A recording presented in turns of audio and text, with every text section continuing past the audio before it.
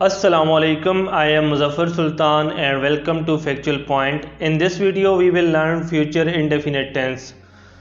Future indefinite की उर्दू में पहचान ये है कि जुमले के आखिर में गा गे गी आता है और इंग्लिश में इसका सेंटेंस स्ट्रक्चर कुछ यूँ है कि सबसे पहले सब्जेक्ट आएगा, उसके बाद will as a helping verb आएगा और उसके बाद फर्स्ट फॉर्म ऑफ वर्ब आएगी और उसके बाद ऑब्जेक्ट आएगा। तो चलें इसकी अब हम मिसाल चेक करते हैं। यहाँ पर हमने एक सिंपल सा जुमला लिया है, वो खाना खाएगा। तो यहाँ पर इंग्लिश में सबसे पहले सब्जेक्ट आएगा, सब्जेक्ट हमारा ही है, उसके बाद will as a helping verb, उसके बाद it first form of verb है और उसके बाद मील जो ऑब्जेक्ट है। ही विल ईट मील, वो खाना खाएगा। और अब इसकी नेगेटिव जो बनाएंगे उसमें सबसे पहले हम ही को ले आएंगे एज अ सब्जेक्ट, उसके बाद will as a helping verb और विल के बाद नॉट आएगा और उसके बाद ईट हमारा फर्स्ट फॉर्म ऑफ वर्ब और उसके बाद मील हमारा object. He will not eat meal, वो खाना नहीं खाएगा।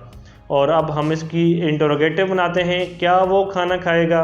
तो वेरी सिंपल, जो हमारा हेल्पिंग वर्ब है उसको सेंटेंस के शुरू में ले आएंगे, विल ही ईट मील, क्या वो खाना खाएगा, और एंड पे साइन ऑफ इंटरोगेशन।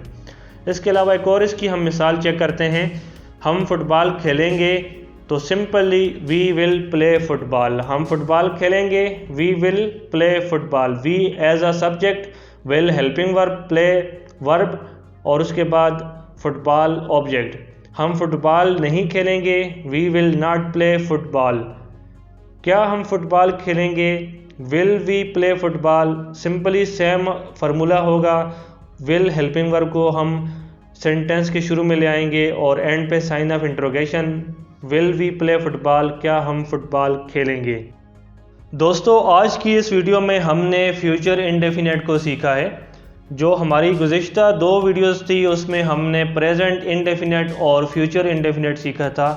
जो इसके बाद वीडियोस आएंगी उसमें हम कंटिन्यूस सीरीज़ शुरू करेंगे। तो इसी तरतीब से इंशाल्लाह आप सही तरीके से टेंसेस को मुकम्मल कर लेंगे और मैं उम्मीद करता हूं कि इस तरह आपको अच्छे तरीके से समझ आ रही होगी। तो फिर मिलते हैं नेक्स्ट वीडियो में। इस चैनल को सब्सक्राइब करना मत भूलिएगा। अपना ख्याल रखिएगा। अल्लाह हाफिज़।